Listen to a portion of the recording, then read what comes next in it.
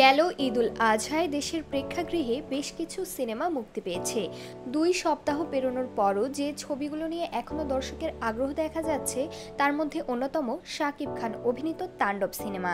তবে সিনেমা মুক্তির পরপরই পাইরেসির শিকার হয় সিনেমাটি। সম্প্রতি এক সংবাদ সম্মেলনে শাকিব খান সেই পাইরেসির বিরুদ্ধে তার দৃঢ় অবস্থানের কথা তুলে ধরেন। শাকিব খান জোর দিয়ে বলেন, পাইরেসি সত্ত্বেও তাণ্ডবের দর্শক চাহিদা আরও বেড়েছে। শাকিব খান বলেন, পাইরেসি হওয়ার পরও এই বাজে মহলটা যেমন বুঝাতে চেয়েছে পাইরেসি হয়ে গেছে, এই সিনেমা আর চলবে না, সিনেমার সেল নেই, কিন্তু পাইরেসি হওয়ার পর তাণ্ডবের ডিমান্ড আরও বেড়ে গেছে। ইনশাআল্লাহ, আমি গতবারও যেমন বলেছি, তাণ্ডব গুলশান থেকে গুলিস্তান পর্যন্ত সব জায়গায় মানুষকে মুগ্ধ করছে।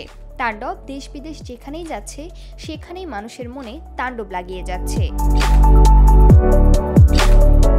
তিনি আরও বলেন, পাইরেসির বিরুদ্ধে আমাদের সকলকে একসাথে কাজ করতে হবে। বাংলা সিনেমা পুরো দেশের সিনেমা, এটা আমাদের সিনেমা। আমাদের সিনেমার উন্নয়নে আমাদের সকলকে কাজ করতে হবে। পাইরেটেড কপিকে না বলতে হবে। শাকিব খান বিশেষভাবে ধন্যবাদ জানান দেশের সিনেমাপ্রেমী দর্শকদের।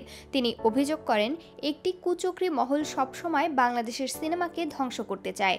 শাকিবের ভাষ্যে, সেই জাতি সবচেয়ে উন্নত থাকে যে জাতির সাংস্কৃতিক দিক সবচাইতে এগিয়ে থাকে। আমরা আমাদের সিনেমাকে নিয়ে, কালচারকে নিয়ে পুরো বিশ্বে ছড়িয়ে যাচ্ছি। সেই মুহূর্তে দেখেন পাইরেসি করে দেয়। আমরা বরবাদের সময় দেখেছি, এবার তাণ্ডবে দেখলাম যে আরও আগে পাইরেসি করে দিল।